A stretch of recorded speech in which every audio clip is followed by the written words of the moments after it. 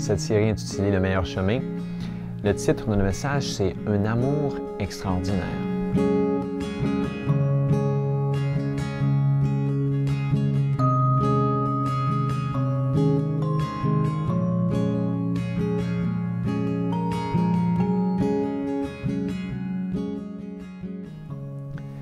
Jadis, il y a très longtemps, il y eut un mystérieux colloque entre le Père et le Fils. Zacharie chapitre 6 parle d'un conseil de paix. À ce moment-là, le plan du salut est décidé. Ce plan prévoyait un don extraordinaire, un sacrifice par la mort de l'agneau sans défaut et sans tache, prédestiné avant la fondation du monde. C'est l'expression utilisée par l'apôtre Pierre dans 1 Pierre 1, 20. Avant la création de notre terre, Dieu mit en place le plan du salut. En d'autres mots, c'était un plan de sauvetage au cas où ça tournerait mal.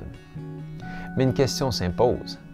Si toutes les créatures de Dieu sont parfaites, pourquoi ça tournerait mal? Si Dieu est tout-puissant, pourquoi perdrait-il le contrôle? J'aimerais répondre à ces questions.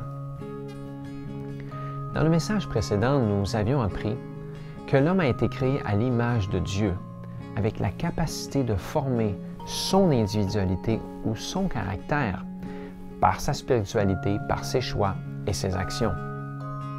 L'homme est la seule créature terrestre qui a un lobe frontal assez développé pour communier avec Dieu par sa spiritualité et sa conscience. Il est donc à l'image de Dieu capable de choisir et de déterminer sa destinée. Les animaux ont l'instinct, mais l'homme a le libre arbitre. Bien que créés innocents et sains, nos premiers parents n'échappaient pas à la possibilité de faire le mal. Doué du libre arbitre, l'homme restait parfaitement libre d'obéir ou de désobéir. Ainsi, dès le début, une restriction lui fut imposée. Je lis dans Genèse, chapitre 2, verset 9. L'Éternel Dieu fit pousser du sol des arbres de toute espèce, agréables à voir et bons à manger, et l'arbre de la vie au milieu du jardin, et l'arbre de la connaissance du bien et du mal. Et les versets 16 et 17. L'Éternel Dieu donna cet ordre à l'homme. Tu pourras manger de tous les arbres du jardin, mais tu ne mangeras pas de l'arbre de la connaissance du bien ou du mal, car le jour où tu en mangeras, tu mourras.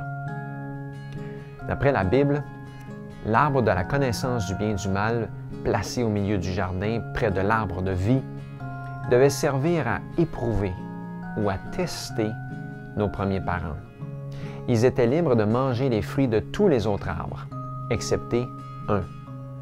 S'ils triomphaient de l'épreuve par la foi et la confiance aux paroles de Dieu, s'ils passaient le test, ils seraient à perpétuité dans la faveur de Dieu et le bonheur total.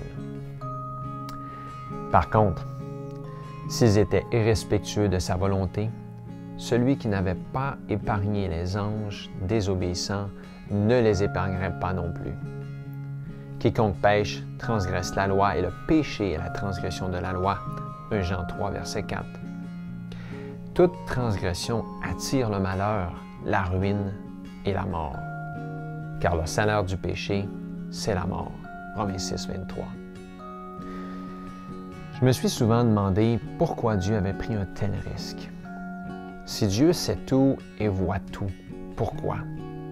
Je me suis demandé ce que je ferais si je savais à l'avance qu'un de mes fils deviendrait un rebelle, le meurtrier de son frère et l'abuseur de sa sœur. Parce que je suis égoïste, je sais que je lui enlèverais sa liberté de commettre ses crimes. Heureusement, l'amour de Dieu est extraordinaire. Dieu est différent. En fait, c'est parce que Dieu est amour que le mal existe et que tous peuvent choisir de faire le bien ou le mal. Le problème, c'est que si un seul fait le mal, plusieurs en subissent les conséquences, et lorsque des millions font le mal, des milliards en souffrent. Adam aurait aussi pu être créé incapable de transgresser. Le Créateur aurait pu empêcher sa main de toucher le fruit défendu, mais privé de la faculté de choisir, l'homme n'aurait pas été un être libre, mais un simple automate, un robot préprogrammé. Dieu est amour, et la seule obéissance qui lui est agréable, c'est une obéissance volontaire, celle qui est motivée par la foi, la confiance et l'amour. Durant ce colloque, Jésus plaida la cause du pécheur, pendant que l'armée du ciel attendait dans une grande anxiété la décision de ce conseil de paix. Mais l'amour divin avait à l'avance conçu un plan pour le rachat de l'homme. La loi violée demandait la vie des transgresseurs. Or, cette loi était aussi sacrée que Dieu lui-même, et seul un être égal au Très-Haut pouvait, en fournissant la rançon du pécheur, devenir son substitut et le réconcilier avec lui. Cet être, c'était le Fils de Dieu, le glorieux commandant des armées du ciel. Pour accomplir cette mission, Jésus porterait la coupe de la colère de Dieu et subirait la seconde mort, celle que la Bible dit qui tue le corps et l'âme. Devant cette effroyable perspective, le Fils de Dieu n'a pas reculé. Ému de compassion pour le couple infortuné, étreint d'une pitié infinie à la pensée des douleurs d'un monde perdu, il accepte cette entreprise avec tous ses risques et conséquences. Il se sacrifiera pour réaliser la pensée éternelle de l'amour extraordinaire de Dieu. Car Dieu a tant aimé le monde qu'il a donné son Fils unique afin que quiconque croit en lui ne périsse point, mais qu'il ait la vie éternelle. Jean 3,16. Dieu a tant aimé le monde qu'il a laissé le choix à tous de croire ou non. Maintenant que vous connaissez l'amour extraordinaire de Dieu, comment allez-vous utiliser votre libre arbitre?